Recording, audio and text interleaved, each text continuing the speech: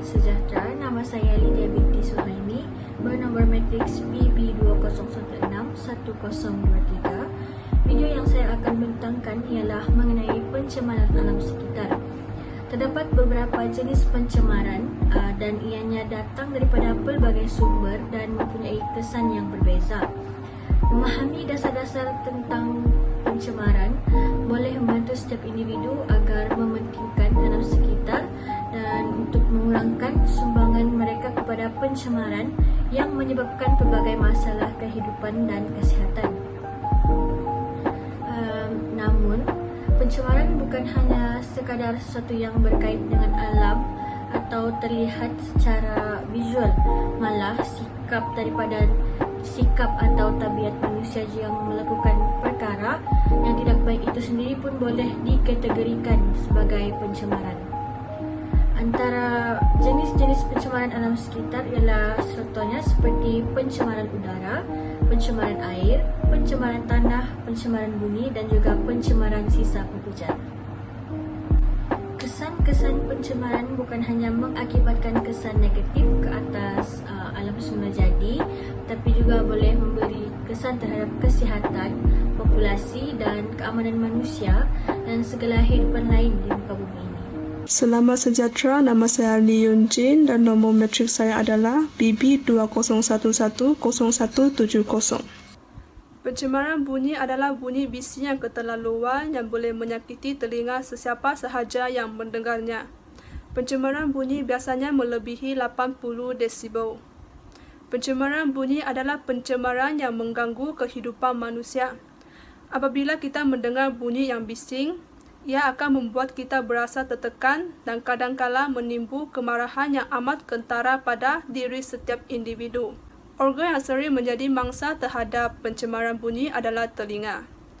Apabila seseorang tidak mengambil perhatian terhadap deria penting ini, maka orang tersebut kemungkinan besar akan mengalami pekak dan gangguan pada telinga.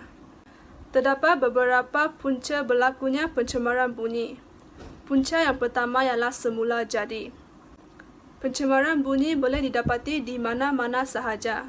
Sebilangan besar bunyi dihasilkan oleh manusia. Tetapi ada juga pencemaran yang berpunca daripada alam semula jadi. Contoh pencemaran bunyi adalah bunyi petir. Bunyi petir merupakan sumber yang paling kuat yang dihasilkan oleh alam semula jadi. Walau bagaimanapun, sumber pencemaran dari sumber alam semula jadi jarang berlaku dan sukar untuk dibendung. Punca yang kedua adalah pengangkutan. Sumber-sumber yang dihasilkan oleh manusia amat penting untuk dibendung kerana sumber-sumber itu kerap berlaku dalam kehidupan seharian kita. Contohnya, bunyi yang dihasilkan oleh pengangkutan seperti kenderaan bermotor dan kapal terbang. Pengangkutan akan menghasilkan bunyi yang bising dan kuat kerana enjinnya amat berkuasa tinggi. Sumber pencemaran bunyi ini sering berlaku dan biasanya akan mengganggu kehidupan seharian kita, terutamanya ketika kita ingin berehat atau tidur pada waktu malam. Punca yang ketiga adalah kawasan binaan dan kuari. Bagi kawasan-kawasan yang membangun, bunyi bising yang dihasilkan oleh aktiviti pembinaan jelas dapat dirasakan apabila mereka menggunakan mesin yang besar untuk menyiapkan sesebuah binaan. Bagi orang yang tinggal di kawasan kuari, bunyi yang agak kuat akan mengganggu ketenteraman mereka. Punca yang terakhir adalah tabiat masyarakat. Sebenarnya, punca utama masalah pencemaran bunyi adalah sikap masyarakat sendiri. Masyarakat sering pentingkan diri sendiri daripada menjaga kedamaian masyarakat. Sesetengah orang suka membuka radio, TV dan alat hiburan yang lain dengan sangat kuat sehingga mengganggu orang lain.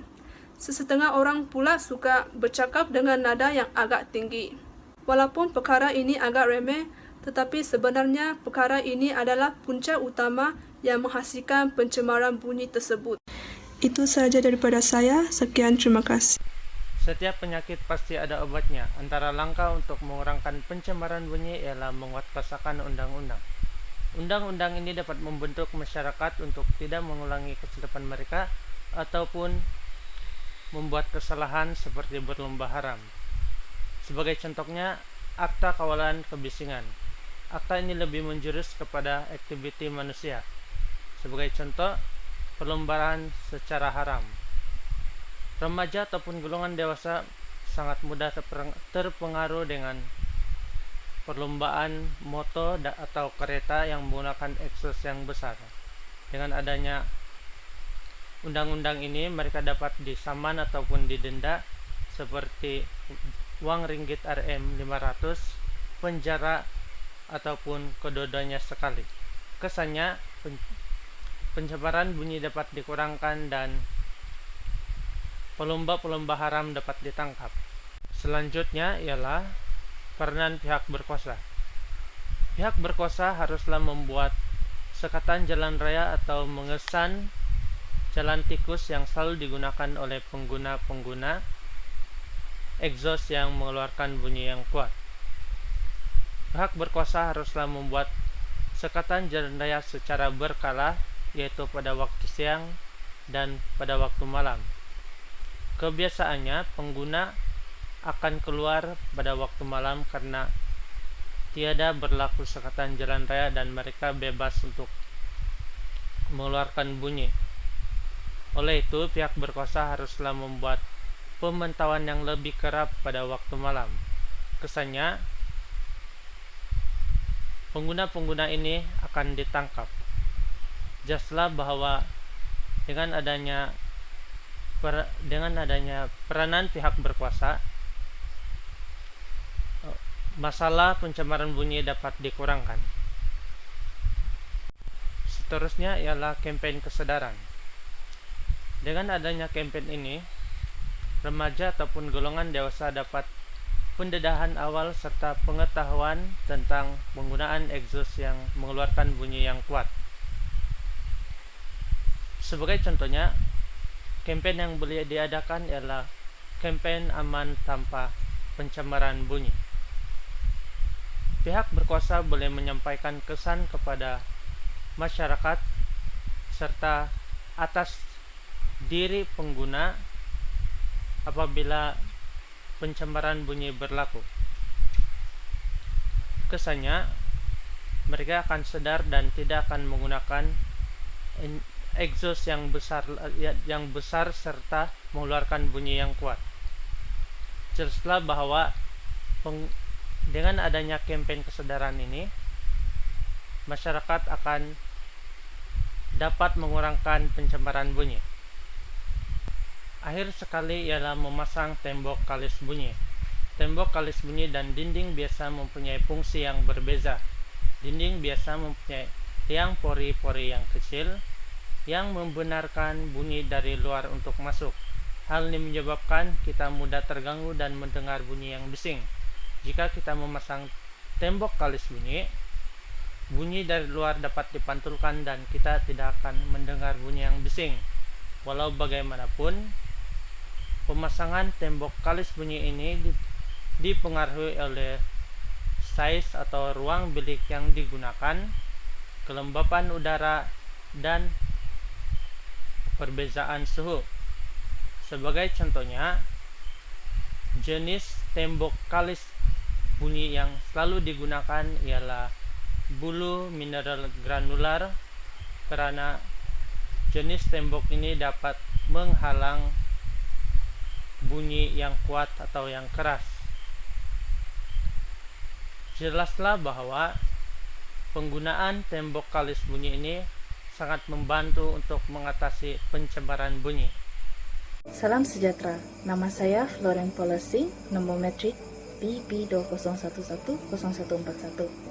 Saya akan membentangkan tentang kesan-kesan pencemaran bunyi. Kesannya terbagi kepada dua, yaitu kepada manusia dan kepada haiwan. Kesan paling buruk kepada manusia adalah kesan kepada pendengaran kita. Jika kita mendengar bunyi yang melebihi 80 desibel secara berlanjutan, pendengaran kita akan berlaku masalah sama ada secara kekal ataupun sementara.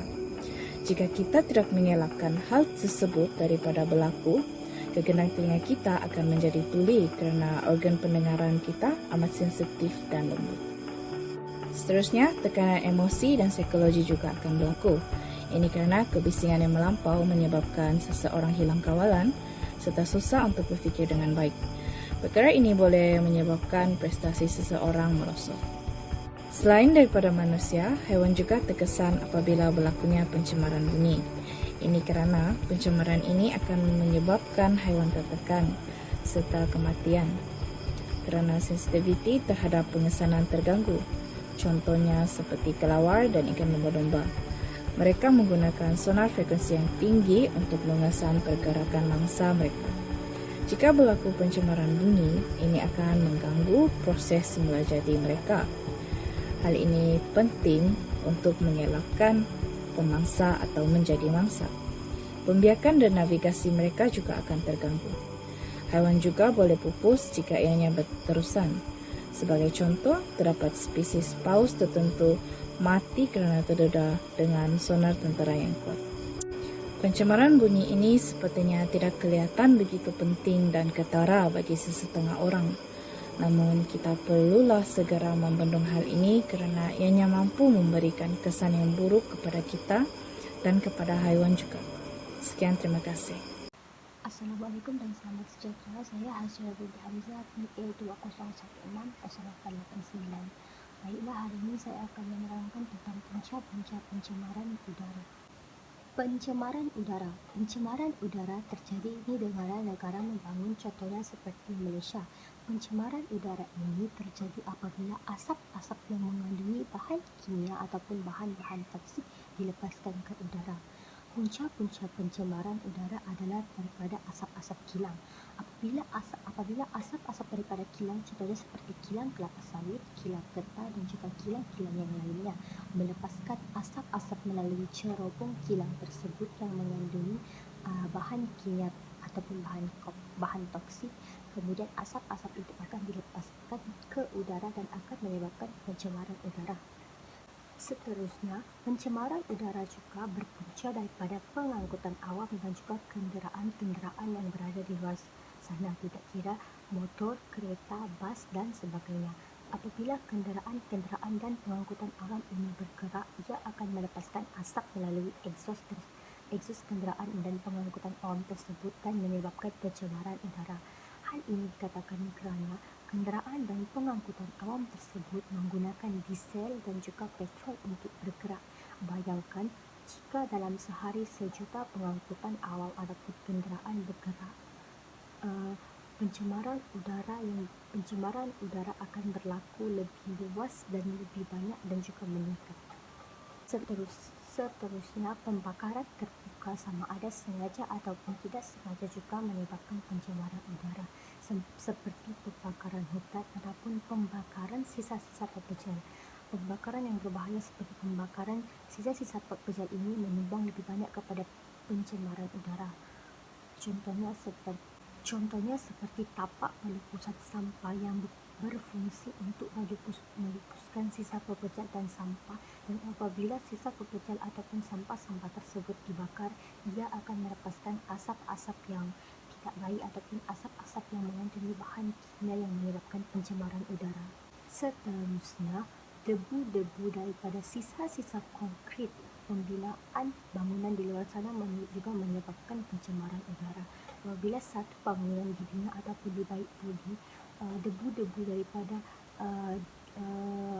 konkrit pembinaan tersebut akan menyebabkan pencemaran udara. Akhir sekali, penggunaan penghawa dingin dan juga penyembur serangga juga akan menyumbang kepada pencemaran udara. Hal ini dikatakan kerana penghawa dingin dan juga penyembur serangga tersebut melepaskan klorofluorokarbon ke udara dan menyebabkan pencemaran udara. Itu sahaja daripada saya. Sekian, terima kasih. Hai, nama saya Jessica Wong Hasan. Note metrik ialah BE20110515.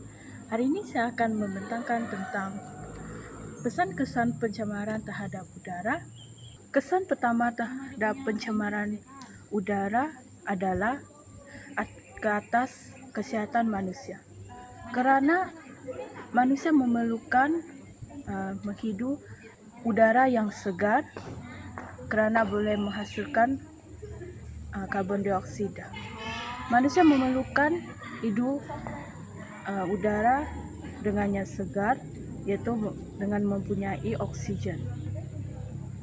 Oleh itu, pencemaran udara boleh menyebabkan sistem pernafasan manusia terjejas. Ini mengakibatkan sistem pernafasan manusia terjejas dan mereka akan mengidapkan penyakit terhadap pernafasan dan juga boleh menyebabkan penyakit yang lain. Kesan yang kedua adalah kesan terhadap tumbuh-tumbuhan.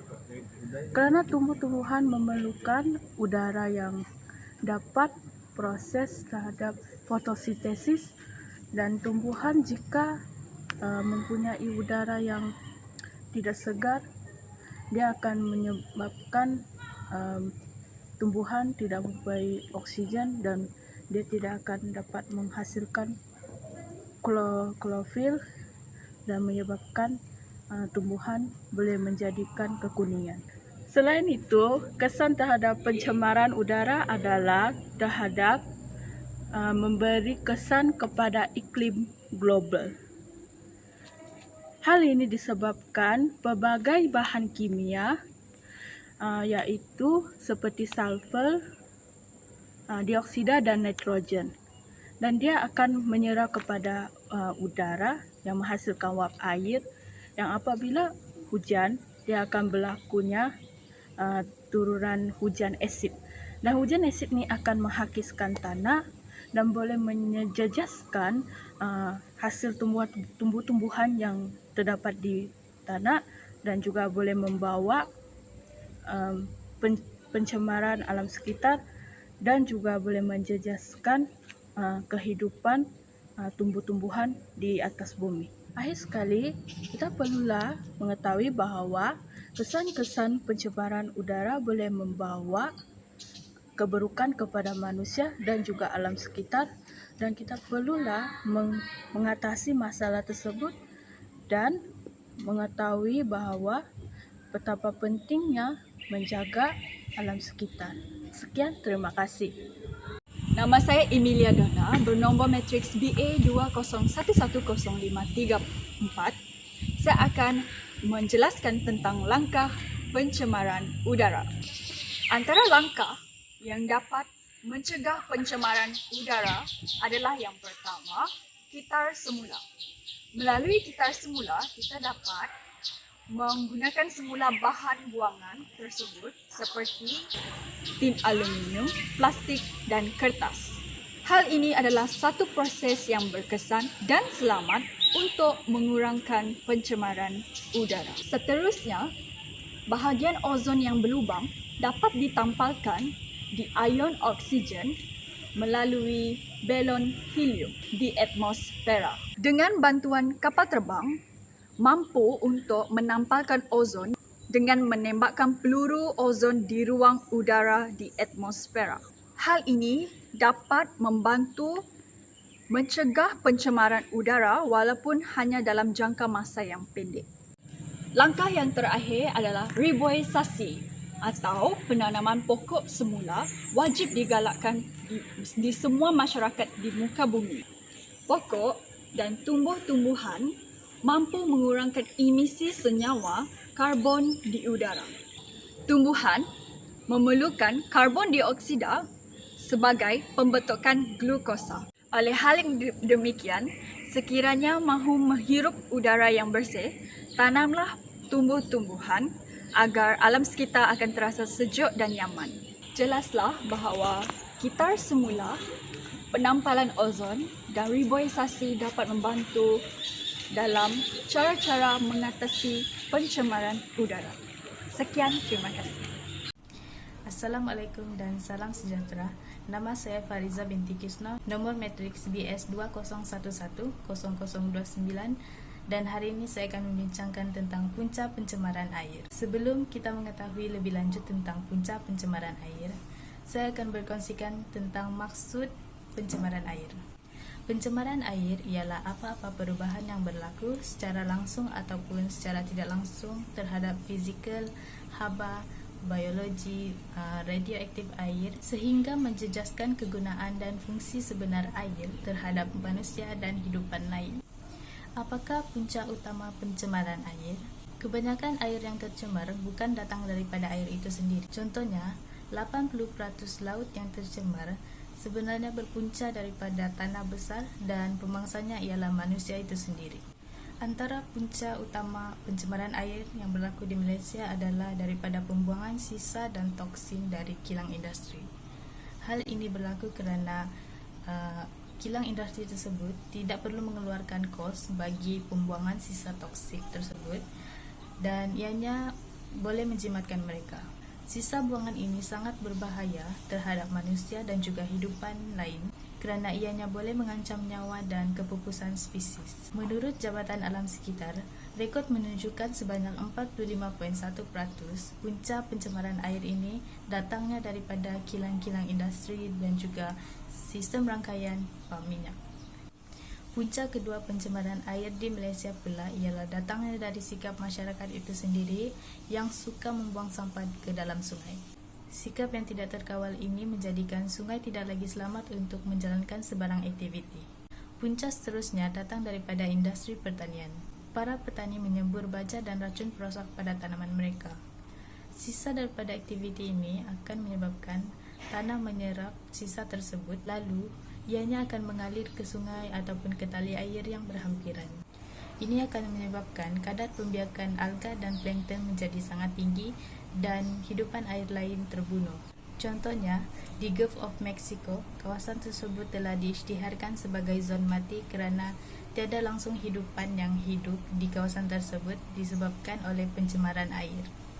Akhir sekali, pertumbuhan minyak juga menjadi punca pencemaran air di Malaysia. Antara punca terjadinya pencemaran minyak adalah kesan daripada pelanggaran kapal di laut dan seterusnya berlaku kebocoran pada tangki minyak sehingga minyak tersebut menutupi lapisan air.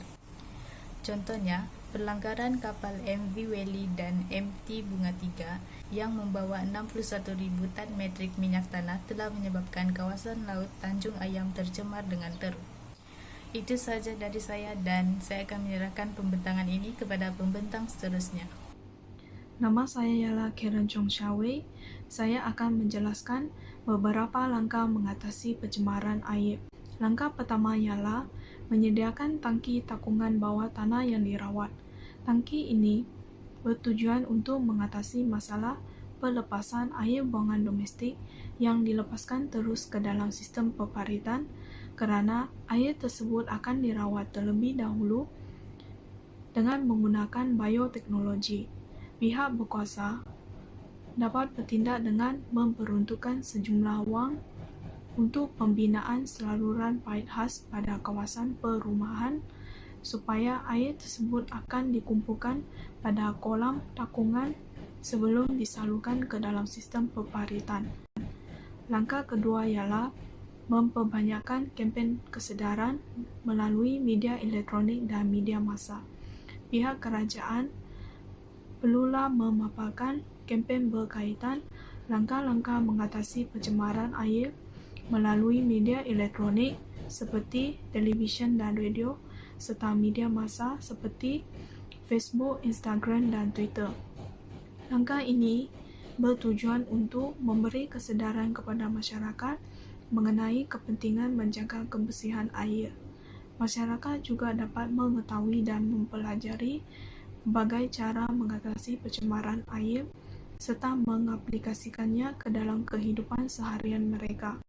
Langkah ketiga ialah memperketatkan penguatkuasaan undang-undang. Pihak berkuasa perlulah bertindak tegas terhadap individu yang disyaki terlibat dalam perbuatan yang akan mencemarkan air. Pihak berkuasa perlulah memperketatkan lagi Akta Kualiti Alam Sekeliling 1974 dengan mengenakan denda tidak melebihi RM100,000 dan penjara tidak melebihi tempoh 5 tahun atau kedua-duanya sekali terhadap individu yang terlibat dalam pembuatan mencemarkan air. Langkah terakhir ialah membuat pemasangan perangkap sampah. Perangkap sampah ini perlulah dipasang di tempat-tempat strategi di sepanjang parit utama untuk memudahkan pengurusan penyelenggaraan dan memerangkap sampah sarap. Perangkap ini juga bertujuan untuk mengatasi masalah pencemaran air yang disebabkan oleh pengaliran sampah sarap oleh air melalui longgang tersebut. Sekian dan terima kasih. Selamat sejahtera kepada doktor. Nama saya Ishwari Anak Perempuan Sokolingam. Nombor matrik saya BA201107115. Antara kesan yang saya ingin membincangkan adalah tentang pencemaran air. Pencemaran air menjejaskan kehidupan akuatik. Sisa toksik daripada industri yang dibuang menyebabkan sisa kimia berkumpul di laut dan sungai dan pH air juga akan meningkat. Sisa perindustrian yang sering mengandungi banyak sebahagian toksik yang merosakkan kesihatan haiwan akuatik dan makanannya. Racun boleh menyebabkan kesan yang boleh membawa maut dan kehilangan habitat kepada kehidupan haiwan. Sebagai contohnya, perairan di Terengganu ekoran daripada pembuangan sisa domestik ke dalam laut menyebabkan penyu mati kerana termakan plastik. Isu yang kedua, menjejaskan kesihatan manusia. Kehidupan laut seperti ikan dan kerang yang ada di dalam laut yang dimakan oleh manusia boleh mengakibatkan penyakit berjangkit kepada manusia.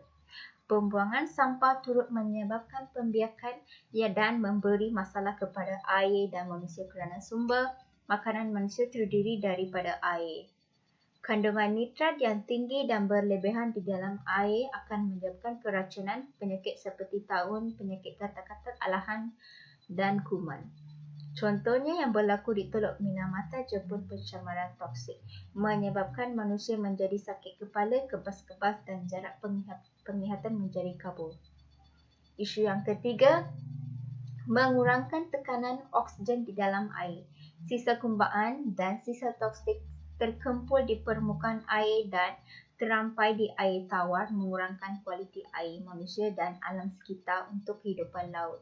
Pencemaran air mengurangkan jumlah cahaya matahari menembusi air, mengganggu pertumbuhan fotosintesis dan mikroorganisme. Menurut Zara Sulfat membincangkan bahawa hujan asid boleh menjejaskan kesihatan hidupan laut di sungai-sungai dan tasik. Ianya akan mencemarkan dan boleh menyebabkan kematian kepada manusia. Sekian, terima kasih.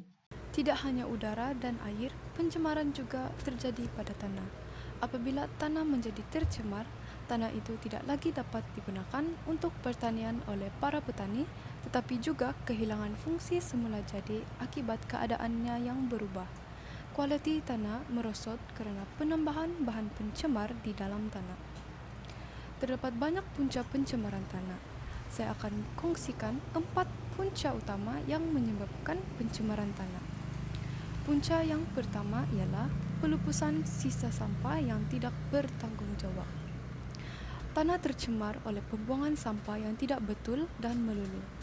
Sisa kadangkala disimpan secara haram di kawasan yang larangan pembuangan. Sebagai contoh, kilang industri mungkin gagal mengikut protokol pelupusan sampah yang betul dan melepaskan sisa yang tidak dirawat ke dalam tanah atau air. Punca yang kedua ialah penebangan hutan. Tambahan pula pencemaran tanah akan berlaku akibat penebangan hutan. Untuk hasil pembalakan yang menguntungkan, kawasan hutan ditebang. Struktur tanah akan menjadi longgar kerana penebangan hutan ini. Kerana tidak ada akar untuk mencengkam bumi, begitulah keadaannya. Akibatnya, tanah runtuh akan berlaku yang membahayakan penduduk di kawasan itu. Punca pencemaran yang ketiga ialah aktiviti perlombongan. Perlombongan mineral menghasilkan sejumlah besar sampah yang sering berakhir di tanah atau air. Menghancurkan, mengisar dan memproses mineral mentah adalah sebahagian daripada operasi perlombongan.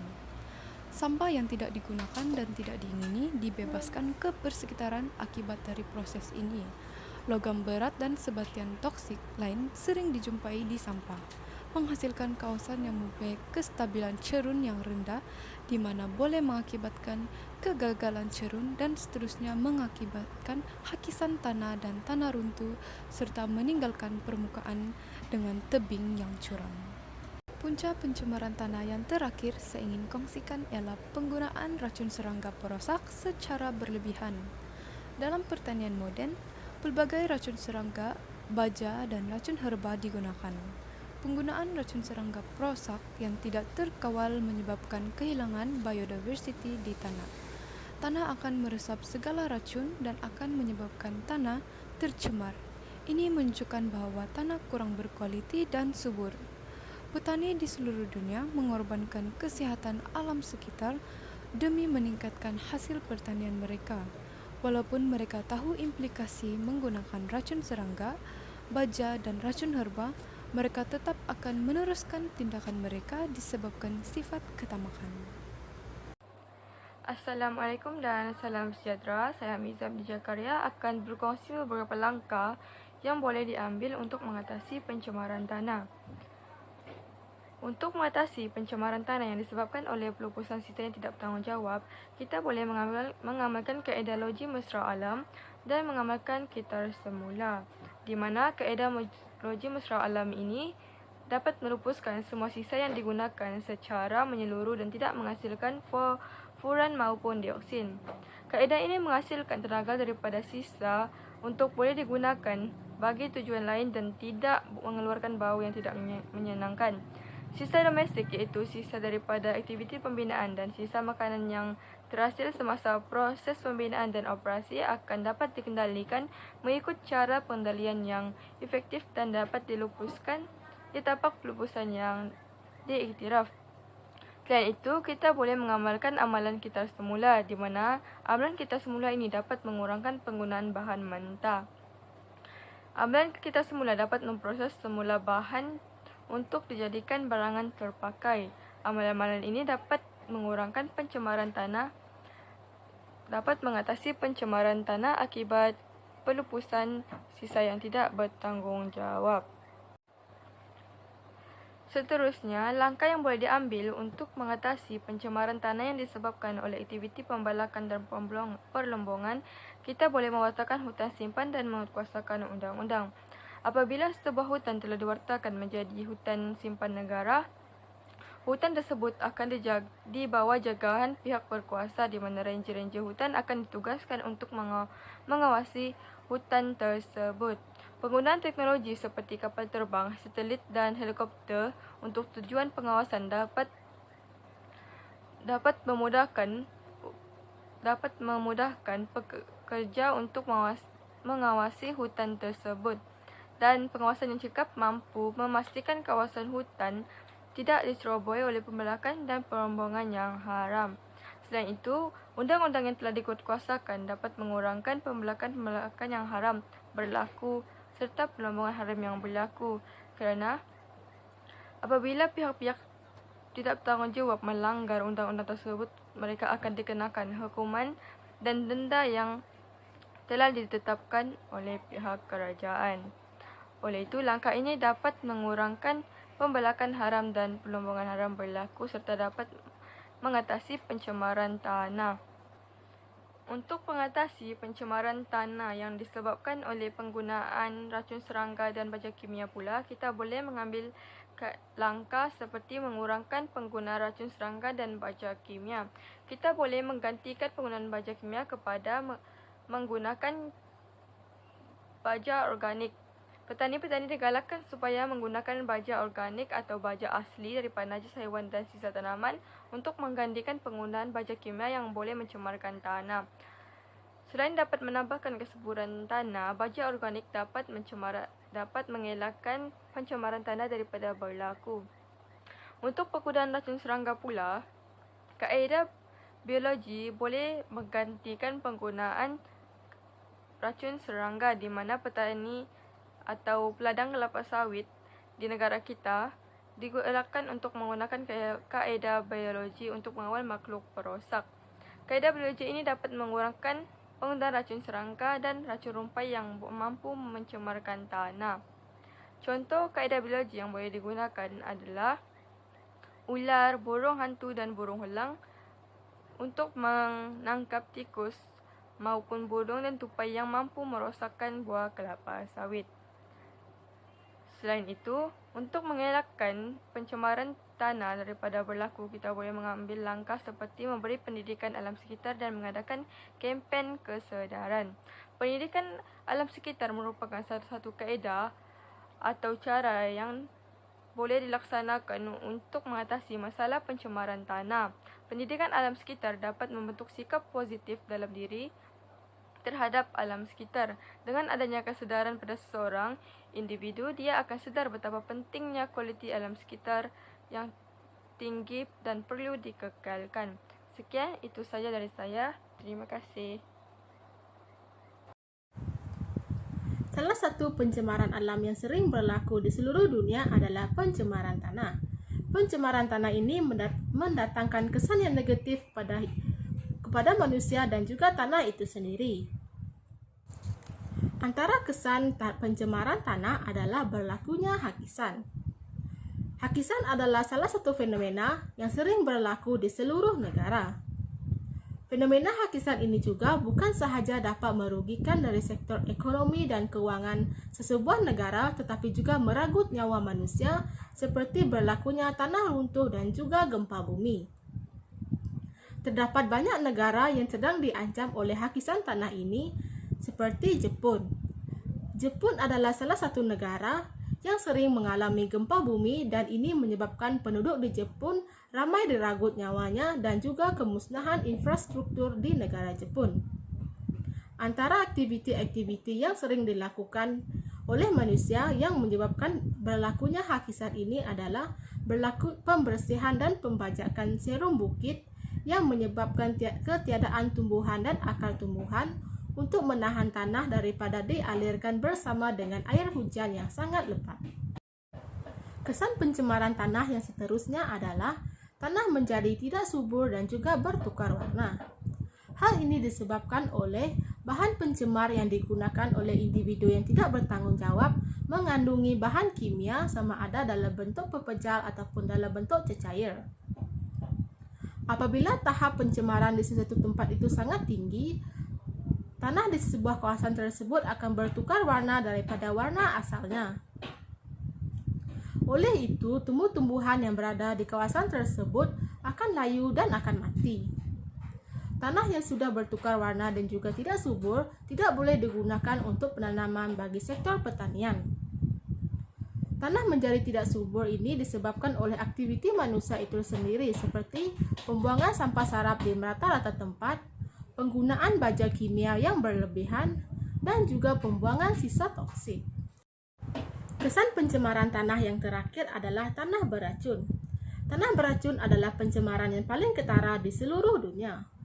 Tanah beracun ini sangat berbahaya kerana ia mampu menjejaskan kesihatan manusia. Tanah beracun ini berlaku akibat daripada pembuangan sisa toksik di rata-rata tempat dan juga berlakunya letupan nuklear. Sebagai contoh, berlaku letupan loji nuklear di Chernobyl, Rusia. Letupan ini dilaporkan telah dirasai sehingga ke Sweden dan telah dilaporkan sebanyak 23 orang meninggal dunia akibat daripada radioaktif letupan nuklear tersebut. Kerajaan Rusia terpaksa memindahkan semua penduduk di kawasan tersebut ke kawasan yang selamat dan juga terpaksa memberhentikan penjualan daging karena pencemaran yang amat tinggi dan mampu merenggut kesihatan dan keselamatan bagi penduduk tersebut. Hai, nama saya Jacqueline Michelle Stidi dan nombor metrik saya adalah BI 20160333. Pada hari ini, saya akan membentangkan tentang kesan kebaikan terhadap pencemaran alam sekitar. Antara kesan kebaikan pencemaran alam sekitar terhadap masyarakat adalah ia telah memberi kesedaran kepada masyarakat tentang pentingnya alam sekitar dalam kehidupan seharian kita. Selain itu, penguatkuasaan undang-undang terhadap alam sekitar juga telah diperketatkan dengan memberi kompaun kepada individu yang telah melanggar undang-undang alam sekitar. Seterusnya, masyarakat akan lebih peka dalam penjagaan alam sekitar. Seperti contoh, mengamalkan 3R iaitu pengurangan, guna semula dan kitar semula, ataupun reuse, dan recycle. Jika etika ini diamalkan oleh semua pihak masyarakat, maka alam sekitar akan lebih terjaga dan kehidupan kita pun akan turut terjaga. Nama saya Fernand Kuana Suring dan saya akan membentangkan tentang keburukan kesan pencemaran terhadap alam sekitar. Yang pertama, keburukan yang pertama adalah dapat memberi kesan kepada kesihatan tubuh badan manusia. Hal ini akan menyebabkan berlakunya punca bronkitis dan punca asma. Punca asma ini adalah disebabkan oleh pencemaran udara yang berlaku. Malah, gangguan saluran pernafasan dan mata juga akan berlaku jika disebabkan oleh adanya jerbu yang melanda negara pada ketika itu. Dan keadaan ini juga dapat menyebabkan berlakunya kanser dan mutasi sekiranya udara yang disedut oleh setiap manusia itu adalah tercemar. Dan punca penyakit seperti kolera dan tifoid juga akan berlaku disebabkan oleh pencemaran alam yang berlaku. Dan seterusnya adalah akan menyebabkan kehilangan sumber ekonomi kepada negara. Seperti yang kita tahu, pemusnahan hutan akan menyebabkan sumber alam terganggu seperti berlakunya banjir dan sebagainya. Seterusnya, kehilangan ikan yang merupakan sumber protein manusia adalah disebabkan oleh pencemaran air yang dilakukan oleh manusia yang tidak bertanggungjawab dengan membuang segala toksik ke dalam sungai. Malah, ini juga akan memberi impak kepada industri pelancongan kerana pelancong akan tidak dapat melancong disebabkan oleh pencemaran yang berlaku di sesuatu tempat tersebut. Dan yang ketiga adalah menyebabkan kepupusan spesies. Ini akan merosakkan habitat dan kemusnahan organisma. Malah, nilai pH air di dalam tasik dan sungai juga akan terganggu dan tidak bersih yang menimbulkan pelbagai penyakit dan kesan yang buruk kepada orang sekeliling. Keburukan yang seterusnya adalah akan menyebabkan berlakunya penipisan lapisan ozon dan keadaan ini akan menyebabkan pemanasan global berlaku. Malah, kenaikan suhu bumi ini akan berlaku disebabkan oleh pembebasan gas karbon dioksida dan terkumpul di dalam udara. Gas karbon dioksida yang terlalu banyak akan menyebabkan haba di bumi terperangkap dan akhirnya suhu bumi meningkat hingga menyebabkan persekitaran menjadi panas. Keadaan ini juga tidak baik untuk kesihatan. Dan ekosistem juga akan terganggu, banjir berlaku secara kerap dan berlakunya kejadian alam yang tidak normal kepada sesebuah tempat tersebut.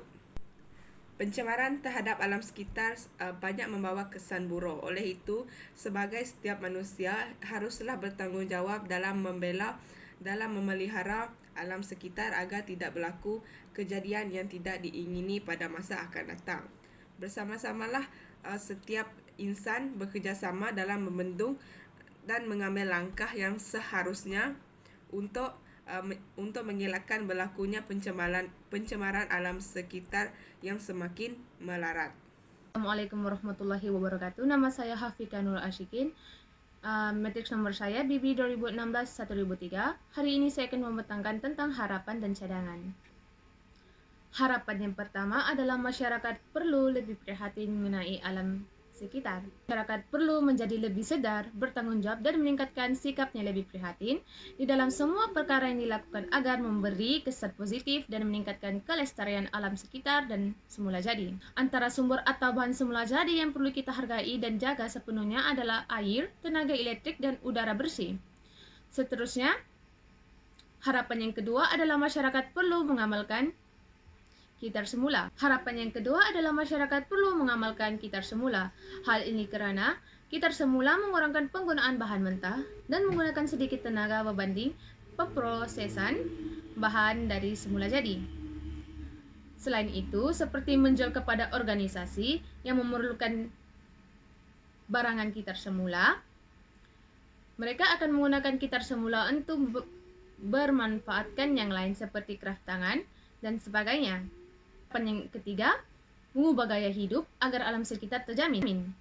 Sudah tiba masanya masyarakat Malaysia mengamalkan gaya hidup yang mesra alam secara meluas dan kehidupan seharian mereka di samping turut terlibat secara aktif dalam usaha memelihara alam sekitar negara dan sejagat. Seterusnya adalah cadangan. Cadangan yang pertama, pendidikan mengenai alam semula jadi kepada peringkat masyarakat. Pendekatan ini dapat memastikan generasi yang bakal mewarisi negara diterapkan bertanggung jawab dan sadar terhadap pemeliharaan alam sekitar serta tahu cara menjaga atau melindungi sumber alam semula jadi negara. Cadangan yang kedua adalah penyelidikan sebagai harapan generasi pada masa hadapan. Walaupun penyelidikan di dalam bidang alam sekitar sering dilabel sebagai tidak mempunyai nilai ekonomi berbanding bidang-bidang lain, tetapi bakal menghasilkan generasi Malaysia yang bukan saja cana tentang isu alam sekitar seperti pencemaran, pembakaran terbuka, penerbangan hutan, pembunuhan haram, dan lain-lain. Malah mereka bakal menjadi tangan, mata, dan telinga bagi penguatkuasa dari segi jabatan untuk memastikan negara Malaysia yang tercinta ini mempunyai persekitaran yang mapan bagi kelangsungan kehidupan generasi masa hadapan. Cadangan yang terakhir adalah menyambut kempen alam sekitar dengan terbuka dan meluas. Bermatlamat untuk mempertingkatkan tahap kesadaran masyarakat Malaysia terhadap isu alam sekitar serta mempertingkatkan tindakan dan penglibatan mereka terhadap sebarang perubahan yang berlaku kepada alam sekitar. Walaupun disambut dengan tema yang berbeza pada setiap tahun, namun tujuan hanyalah melestarikan alam sekitar dari terjejas atau musnah akibat perlakuan manusia yang tidak harmoni dan tindak tinduk seharian mereka. Oleh itu, kempen alam sekitar harus lebih diperluaskan agar dapat menarik minat pada generasi kita. Sekian, terima kasih.